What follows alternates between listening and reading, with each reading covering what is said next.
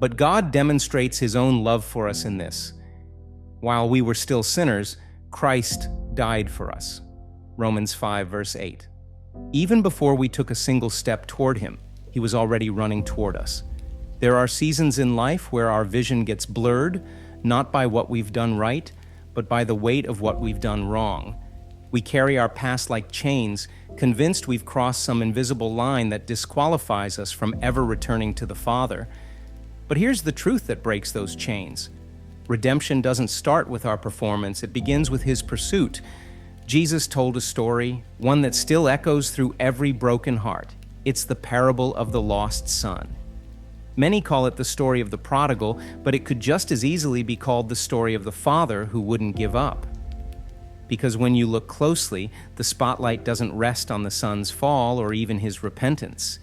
It rests on the father's mercy, the kind that doesn't wait, doesn't hesitate, doesn't condemn.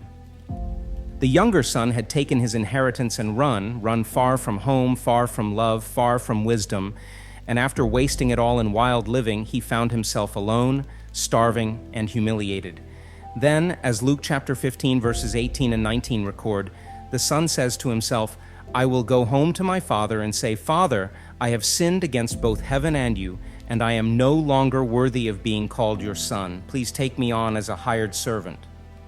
He didn't expect a warm welcome. He didn't even ask to be restored. He just wanted a roof over his head. But before he could even finish his speech, his father saw him from a distance, and he ran. Yes, as Luke 15, verse 20 tells us, filled with love and compassion, he ran to his son, embraced him, and kissed him. That's the kind of love that doesn't wait for explanations. That's the kind of grace that doesn't need a resume. The father didn't ask what the boy had done.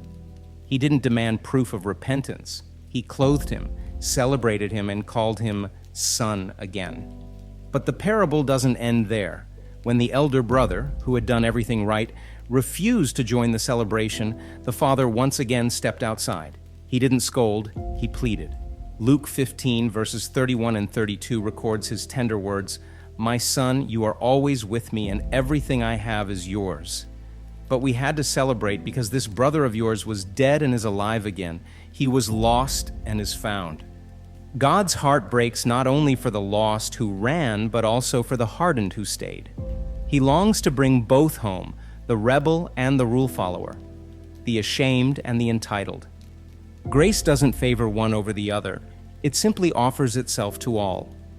And that is the astonishing part. God doesn't wait for us to return perfectly. He meets us while we're still on the road, covered in the dust of regret. He doesn't pursue us because of who we've become. He pursues us because of who he's always been. How often do we try to earn our way back? How many times do we replay our failures in our mind as if shame is a price we're meant to pay? But the gospel doesn't begin with condemnation. It begins with invitation. As Jesus said in John chapter 6, verse 37, "Whoever comes to me, I will never drive away." That's not just a statement, it's a promise, one sealed with nail-scarred hands. So maybe today you're still rehearsing your apology, crafting the perfect words to make yourself acceptable again. But friend, what if you stopped rehearsing and just started returning? What if, instead of carrying your guilt another step, you let the arms of grace carry you? Because real transformation isn't born out of self-hatred. It's born out of being loved when you least deserve it, being found when you didn't think anyone was looking, and being embraced when you didn't even know you were welcome. Let the Father's pursuit rewrite your story. Let His grace speak louder than your guilt, and let His love be the place where your healing finally begins. How is God still reaching for you today? In what ways is His grace calling you to return? Not just physically, but with your heart,